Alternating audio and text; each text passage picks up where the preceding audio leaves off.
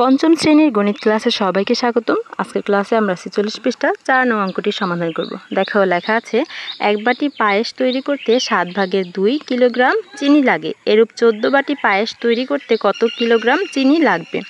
আমাদের যে তথ্যটা দেওয়া আছে প্রথম লাইনে, আমরা প্রথম লাইনটা একটু ভালো করে বুঝি। আমাদের কাছে এক বাটি পায়েস তৈরি করতে চিনি লাগবে হচ্ছে 7/2 কিলোগ্রাম। ঠিক আছে, এক বাটি পায়েস তৈরি করতে চিনি লাগবে 7/2 কিলোগ্রাম। এরূপ আমরা কত বাটি পায়েস তৈরি করব? 14 বাটি। তাহলে 14 বাটি পায়েস তৈরি করতে আমাদের কত কিলোগ্রাম চিনি লাগবে সেটা প্রশ্ন করেছে, তাই তো?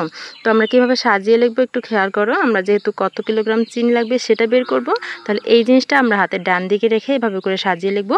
এক বাটি পায়েস তৈরি করতে চিনি লাগে 7/2 কিলোগ্রাম।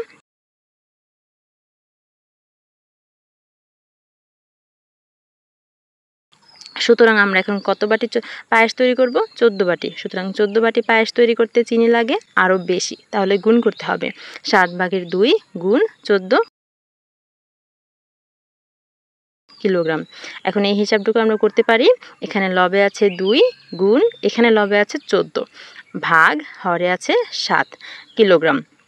এখন দেখো 7কে 7 দিয়ে ভাগ করতে পারি, আবার 14কেও 7 দিয়ে ভাগ করতে পারি। তাহলে এই দুটো আমরা ভাগ করে ফেলবো। 7কে 7 দিয়ে ভাগ করলে হয় 1, আর 14কে 7 দিয়ে ভাগ করলে হয় 2। 7 দুগুণে 14, 2 হয়।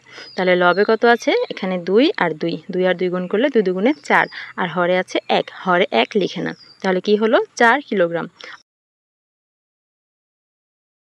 উত্তর 4 কিলোগ্রাম। শিক্ষার্থীরা, আশা করি বুঝতে পেরেছ। দেখা হবে পরের ক্লাসে। ততক্ষণ পর্যন্ত সকলেই ভালো থেকো, সুস্থ থেকো, আর আমাদের সাথেই থেকো। আল্লাহ হাফিজ।